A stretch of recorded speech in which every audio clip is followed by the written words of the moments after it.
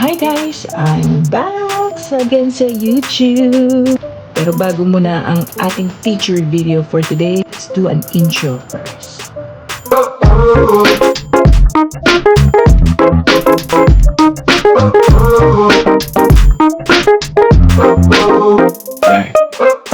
Kung bago ka sa channel ko, please like, subscribe, and share it to your friends para naman lumago na tong YouTube video. Kung matagal na ako nag-YouTube, baka naman pwede nyo i-like, subscribe, and then share.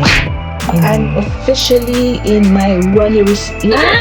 Yes, running. Started running last year. I didn't consider myself a runner then, pero since nakatapos na ako ng 21K, so check out my shorts. Dun yung journey ko sa runner era. And then, akong 21K and run, nandun din. So, please check it out. Sa shorts na lang ako nag-upload ng videos.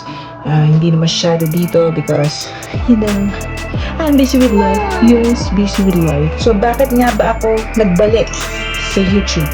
Well, ang mga ginagamit ko sa running ngayon, sapatos, hindi yung mga uso, mga super shoes like Nike, Adidas, yung Adidas Evo XSL na sikat ngayon, or the Alpha Flies, or the Asics, yung Balance, or yung Hoka. Ang ginamit kong pang race day shoe nung last Hoka Trilogy Run, yung leg 3, ay ang 361 Flame 4 Mix. So, kadami na nag-review nun. Ngayon, may nakita ko sa Shopee na murang-mura, napakamura. I think ito na ang pinakamurang running shoes na merong carbon plate. Yes. And then, I search. Wala pang nagre-review or in-depth review nito sa YouTube. So, ngayon, yun ang aking goal. Para naman sa mga gustong bumili sa TikTok shop o sa Shopee nun, ay meron na kayong reference kung anong ma-expect nyo sa sapatos na yun. So, ano pa tong sapatos na to? Nabili ko lang to sa TikTok shop ng mga, I think mga 1,200 pesos. Sa Shopee, mas mura to. Parang 900 plus to 1,000 pesos lang ang range nito. So, I grabbed the opportunity kasi sabi ko, na-curious ako. Sabi ko, ano kayong feel itong sapatos na ito? May carbon plate na sa napakamurang halaga. Kuha ko na siya isang araw. Pero ngayon, first impressions muna tayo. Okay, so ano ba tong sapatos na to? So, ang sapatos na to ay ang Steepex. Steepex ang kanyang brand. Ang pangalan ng sapatos, Wind Spirit. So, hindi ko alam anong sense ng kanyang pagka-Wind Spirit. Anyway, ibuksan ko for you guys. Ang colorway na pinili ko. Diba?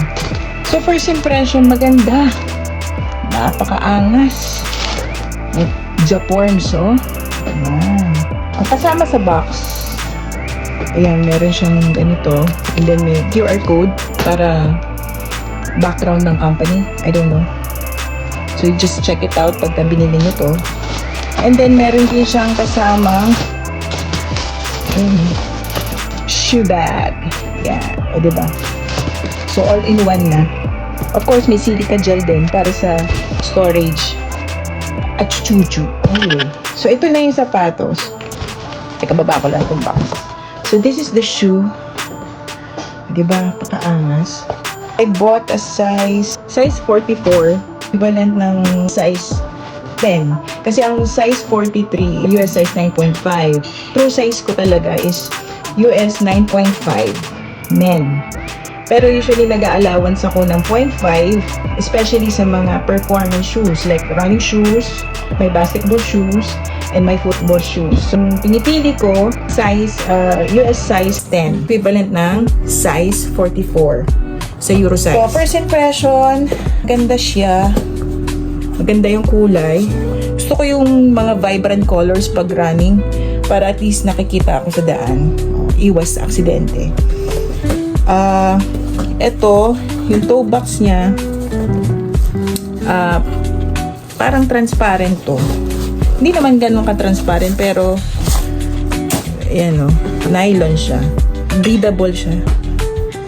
So, first impression lang naman. And then, ilang holes meron? 2, 4, 6, 8, 10. 12 holes. Kasama na yung sa pag-lock in ng heel. Yung tang niya, medyo manipis. Yan, pang running. And then, ito may padded din. Medyo padded yung foam, hindi ganun kakapal. Sa midsole niya, ayan, medyo makapal siya. Ayan. And then, ito yung carbon plate na sinasabi ko. So, yung rubber na outsole, so medyo makapal. So, hopefully, tumagal siya ng ilang buwan. Ito palang heel tab. Yan, heel tab niya. So, wala namang label. Tingnan naman natin yung insole niya. Ay kung tanggalin para makita. So, ito yung insole niya, guys. Ayan. Medyo manipis. Pero, ayan. Medyo manipis siya. So, Stipex. So, nasuot ko na to actually. And, maganda siya sa paa. Magaan ha. First impression, pagkasukat ko. Let's try. Pantakbo to sa aking long run. Pag natakbo ko na to, bibigyan ko kayo ng more in-depth review. Tingnan natin kung ano magiging performance niya sa mga runs. Tipuhan nyo rin sa mga beginner runners na ayaw masyadong gumastos sa sapatos like me. Kasi gusto ko sana mas madami akong sapatos. Kumbaga, mas madami rotation ng sapatos na hindi naman ganun na kalaki yung gagastusin ko. Diba? So, alam mo naman, ang buhay ngayon, nahirap na. Pantakbo natin. Okay? Laters! Good morning! So, long run na natin. Sorry, maingay po sa ako. So, habang hindi pa maulan, ayan ang tumakbo. Samantalahin na. Bago ang lahat, ito pala hindi ko nagawa. I-weigh natin tong shoes. Anong weight niya? Kung gaano siya kagaan. Food, ano lang to? Food scale. Tignan natin anong kanyang. So, ang weight niya is 232.2 grams sa size 10, Euro 44. Tumakbo muna tayo. Bago tumakbo.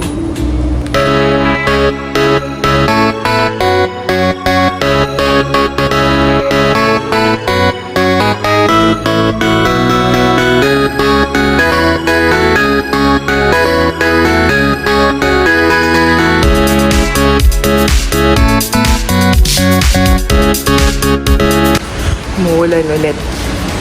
So, baka dito na lang tayo sa ilalim mag-ano. Sayang naman kung matutumihan na sapatos.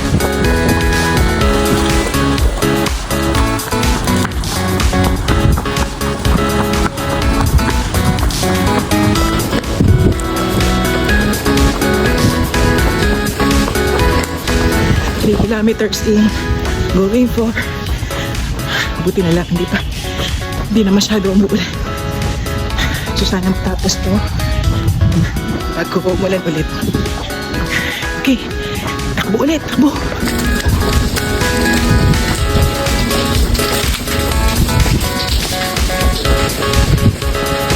Okay, let's push to 7.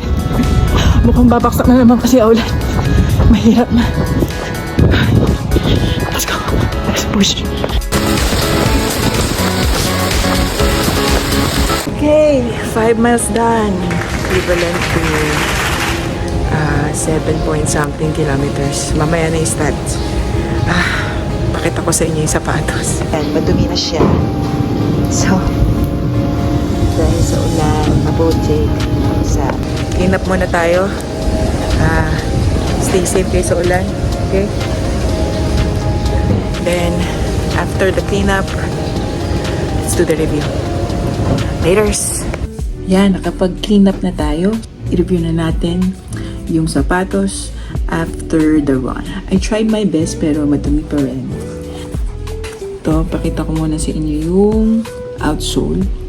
So, tumakbo ako ng 7.36 kilometers with an average pace of 8 minutes something per kilometer. Average heart rate ko, I think, 153. So, tingnan nyo na lang dyan. Hindi ko memorize, pero yun na yun. Okay, wala pa siyang gasgas. Ibig sabihin, medyo matibay. Kasi medyo makapal din naman eh. And rubber outsole. Tapos wala pa siyang dito sa midsole. Wala rin siya nung parang medyo dintiin. So intact pa din.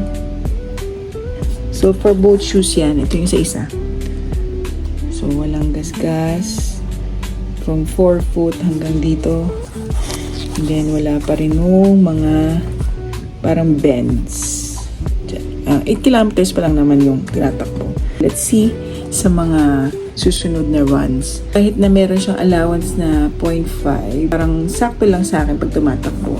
So I think hindi to pwede sa mga tao na malalapad yung paa.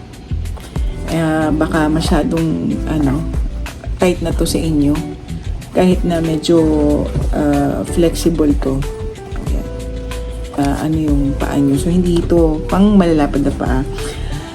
Stability. Medyo stable naman itong sapatos. Yung takbo ko sa mga curves, hindi naman ako na tatapilok or something.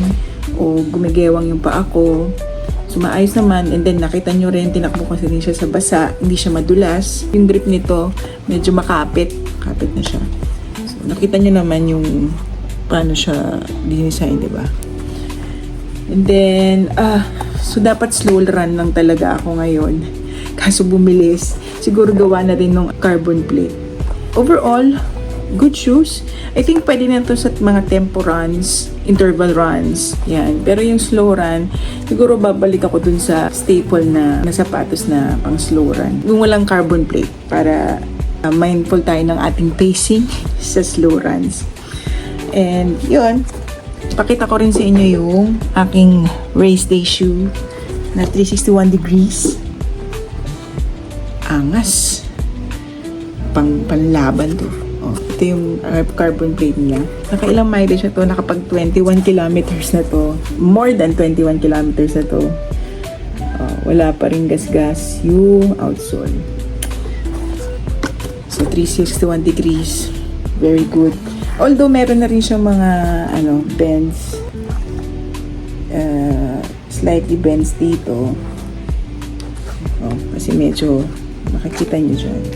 Para may mga linya-linya. That's it for this video. If you want some related content, subscribe, like this, and share it with friends.